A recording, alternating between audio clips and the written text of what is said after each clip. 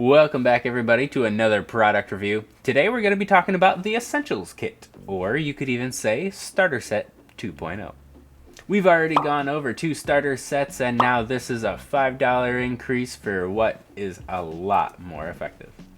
First things first, in the bag we've got the dice. Just some normal old red dice, but here's the thing everybody, these dice, we got 11 of them, and you know how much I love that. On my dice grading scale, 6, 7, or 11, 11's the top. And again, in the Essentials Kit box, just like the Rick and Morty box, we've got a wonderful artwork over here. Do the best I can to get it all on screen. And of course, the very familiar stat blocks.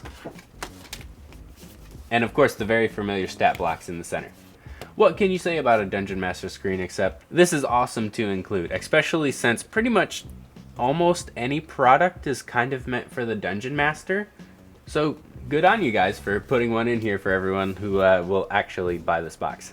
We could always say for just a couple more bucks you could give us a real Dungeon Master screen, but we've said that before.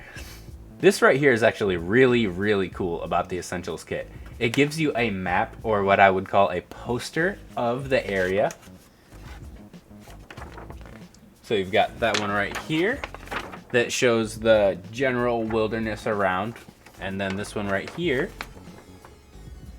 of the town. This is super cool, and this is actually a step in the right direction in my opinion, because this is moving away from Theater of the Mind Dungeons and Dragons, which is not the majority of play. The next thing in the box is actually something I'm really excited about, and it's super cool, which I wish they would double down on in future boxes. You've got little companion cards for your specific adventure. Here's a couple of NPCs and their stats, characteristics, and whatnot. Their personalities, ideals, bonds, and flaws for each one of the characters. Just a quick blurb to give the area that you're trying to make life.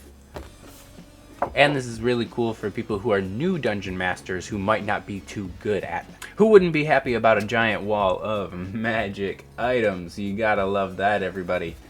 There's 2, 3, 4 pages of magic items for your game, with 9 items on each page, and various magic items like the Necklace of Fireballs, Dragon Slayer, Battle Axe +1, or even Potion of Invisibility. This is a great way to introduce Dungeon Masters into actually giving out magic items, or making it a goal to attain. Because believe it or not, magic items are kind of a sticky situation on some tables. Some people believe they just overpower everything, and some people go nuts with them like a lottery machine. I will tell you one thing though that I do really appreciate, and that's the quest cards, which I really wish they would have included more.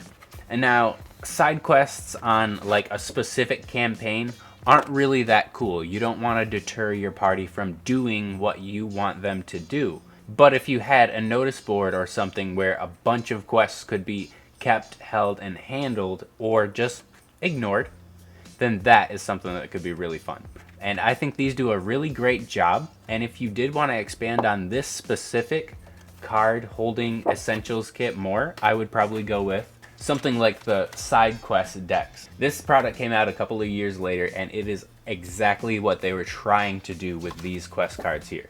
If you could find a way to iterate one of these side quest decks into any of your campaigns, you'd be so happy to do so.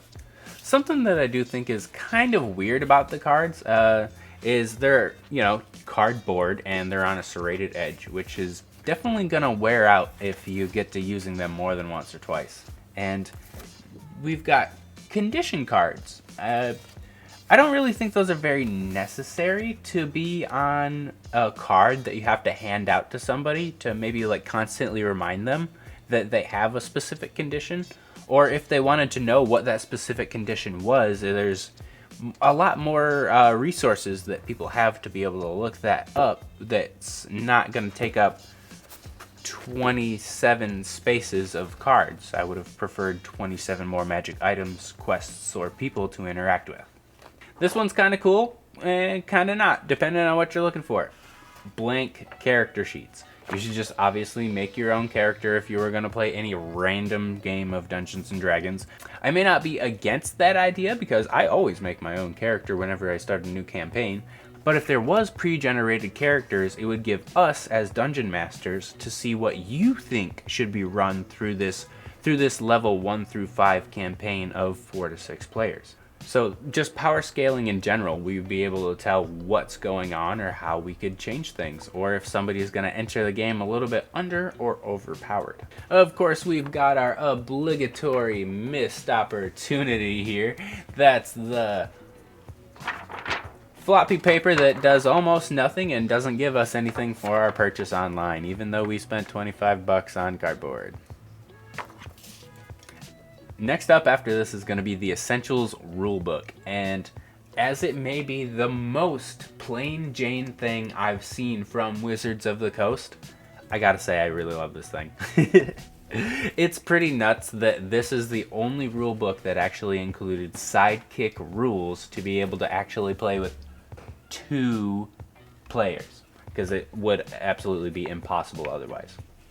Now I would be really appreciative if they would put some pictures or maybe a couple of diagrams to help better explain some of the rules that they were reiterating, or just kind of how they did it in the Rick and Morty rule book to make it seem interesting to read, like you're not reading a Word document.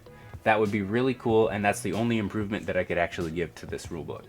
And now everybody, we've got to talk about Dragons of Icespire Peak. That's right, double it up, we've already got the picture right here. So Dragons of Icespire Peak is a really, really cool adventure, and a lot of people have covered how to run this, the specifics and everything like that, and I might even leave a description of 1 or 2 people that have done it up in the corner. But here's the thing, guys, this is a pretty awesome and modular adventure. You could leave stuff off, add in a bunch of bloat. It doesn't really matter what order you have to do things, except for maybe a few specific plot points, and that's what's really cool about this adventure here. And let's not forget, you actually get to fight a dragon in this one, which is awesome. But believe it or not, y'all, that's probably it for the Essentials kit. For $25, it's not a bad deal. We've got a lot of value compared to what we've been looking at before. So I would absolutely give this a buy it ranking. So this might just be your perfect introduction to Dungeons and Dragons with a decent amount of supplies already provided for you. And of course, we gotta do our weekly tradition, everybody. Let's open up another booster box.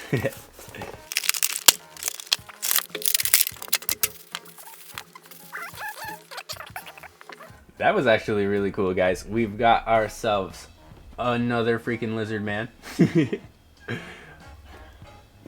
After that, this one's pretty cool. It's a Vine Blight, which we've already talked about in one of our other videos. And it even looks like Swamp Thing, or Man Thing, whatever you prefer. You know, DC, Marvel.